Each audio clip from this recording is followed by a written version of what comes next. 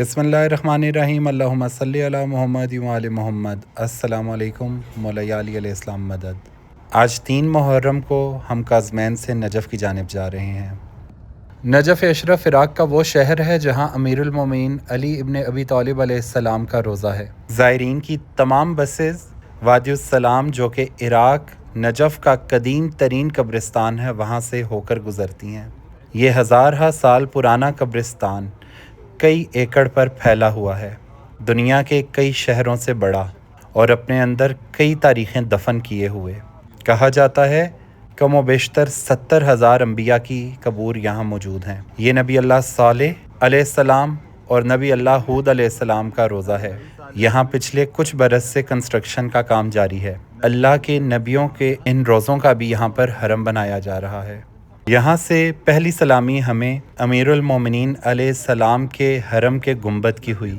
सुनहरी चमकता पुरनूर गुंबद मोमिनीन के दिलों के लिए तस्कीन का सबब बना। कुछ फासले से मौला के हरम की सलामी की। दुनिया के तमाम शियाने हैदर कर्रार का दिल हर पल बेकरार रहता है जब तक कि वो अपने अमीर अल्लाह के वली मोहम्मद सल्लल्लाहु अलैहि वसल्लम के वसी सरताज खातून जन्नत सलामुल्लाह अलैहा का रोज़ा ना देख लें। मौला के इश्क के बाबरकत आंसुओं ने हमारी आंखें नम कर दी और यहाँ से हमारा काफ़िला अपने होटल की जानिब है। आशूर 2025 में नजफ़ में जो होटल हमें लाखानी ग्रुप की तरफ से दिया गया बहुत ही उम्दा और बेहतरीन होटल था। इसका नाम होटल जमज़म है और ये अमीरुल मोमिनीन के हरम में सैन फ़ातिमिया के बिल्कुल साथ लोकेटेड है। अंदर एक खूबसूरत बाग भी है जिसमें एक रवायती कैफ़े भी आपको नज़र आएगा। शाम को यहाँ पर भी बहुत रौनक होती है। फूड कोर्ट से बहरे नजफ़ का भी नज़ारा आपको देखने को मिलेगा। इंशाल्लाह इस होटल की शानदार लॉबी मैं आपको अगले पार्ट में ज़रूर दिखाऊंगा। अभी मैं आपको अपने रूम की वीडियो दिखा रहा हूँ जो कि एक रात गुजरने के बाद की है। सुबह उठकर मैंने अपना रूम फ्रेश करवाया, इसको मेकअप करवाया, बेड्स की शीट्स चेंज करवा दी गई।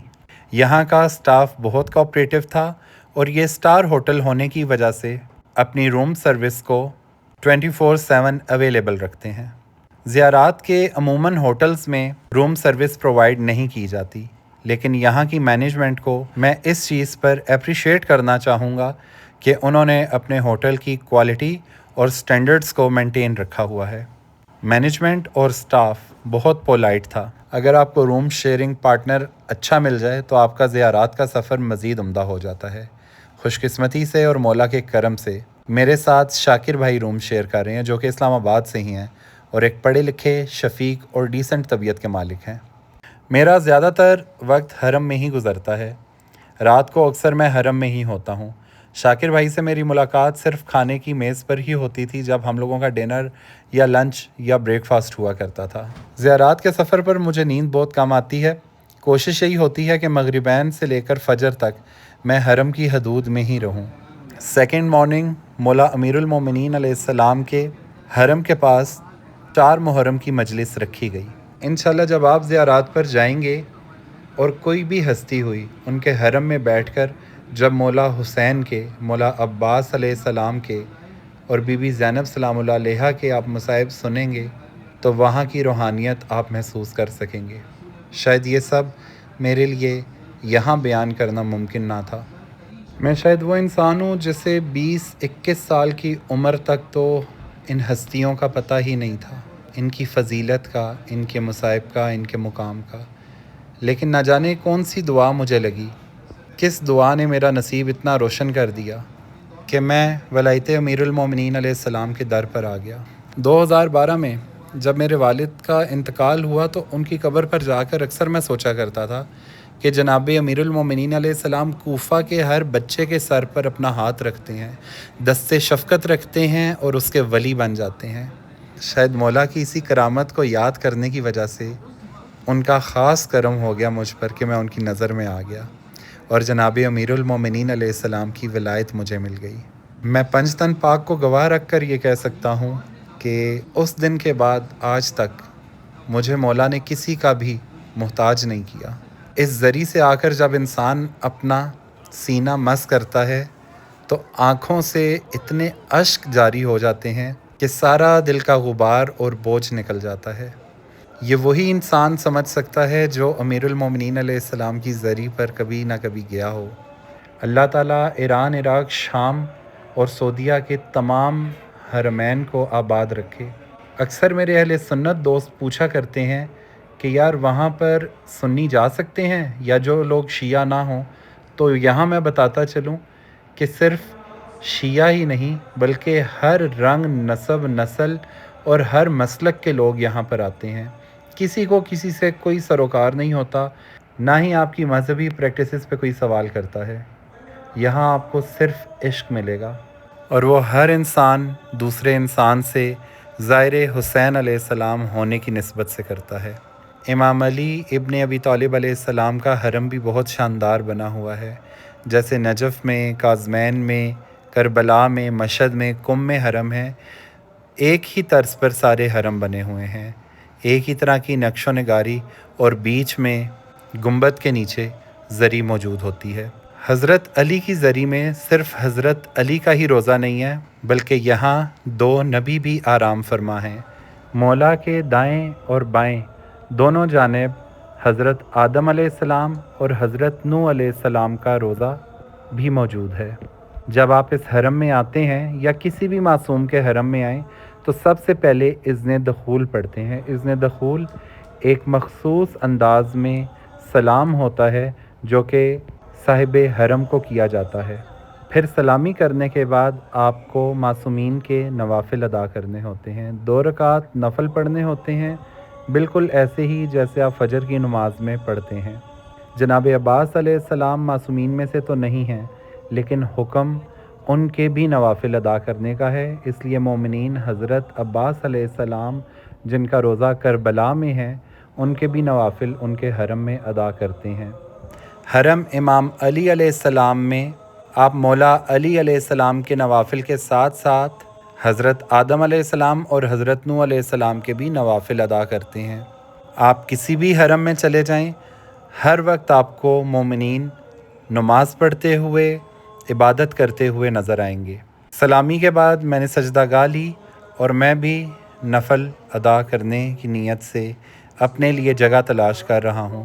مومنین کا اس قدر رش تھا کہ مشکل ہو جاتا ہے کوئی ایسا کونا، کوئی ایسا گوشہ ڈھونڈنا جہاں پر آپ اپنی عبادت بجا لا سکیں۔ جماعت حرم کے صحن میں ادا کی جاتی ہے۔ مومنین جوک در جوک اذان سن کر حرم کے صحن میں اکٹھا ہونا شروع ہو جاتے ہیں۔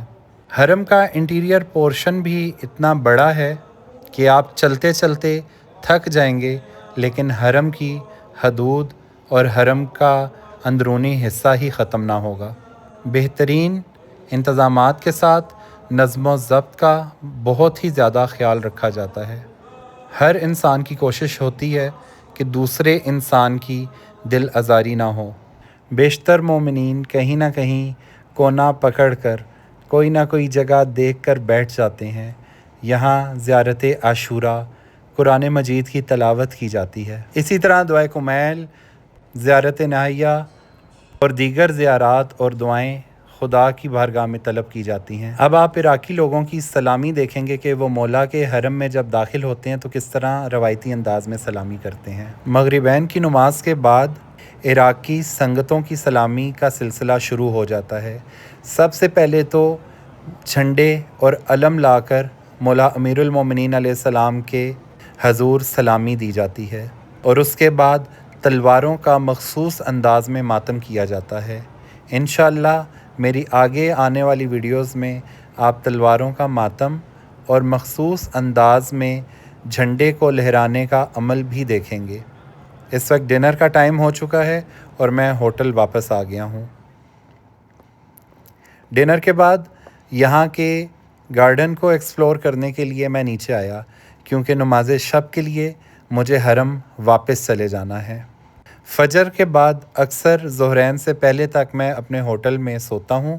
ظہرین سے فجر تک میرا معمول ہوتا ہے کہ میں حرم یا حرم کے آس پاس ہی اپنا وقت گزاروں۔ یہ میرا 6th وزٹ ہے، اور جیسا کہ میں نے پہلے بتایا تھا کہ ہوٹل زمزم فرسٹ ٹائم میرا سٹے ہوا ہے۔ اس سے پہلے 5 دفعہ میں ہوٹل قصر در میں رہا ہوں، جو کہ مولا کے حرم کے دروازے کے بالکل ساتھ لوکیٹڈ ہے۔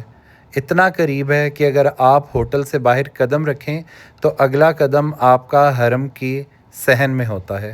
میں نے زیارات کے لیے ہمیشہ کراچی کے قافلوں کا انتخاب کیا، کیونکہ عالم دین اور باقی سروسز ان کی دی بیسٹ ہوتی ہیں۔ المسار اور ایئر گائیڈ کے ساتھ میرا سفر بہترین تھا اور میری طرف سے ہائیلی ریکمینڈڈ بھی ہے۔ جیسا کہ میں نے بتایا کہ میں ہر جگہ جا کر اس کا کلچر ایکسپلور کرنے کی کوشش کرتا ہوں۔ عراق میں جگہ جگہ آپ کو کافی شاپس نظر آئیں گی۔ عراقی کلچر میں حقہ یا شیشہ بہت استعمال کیا جاتا ہے۔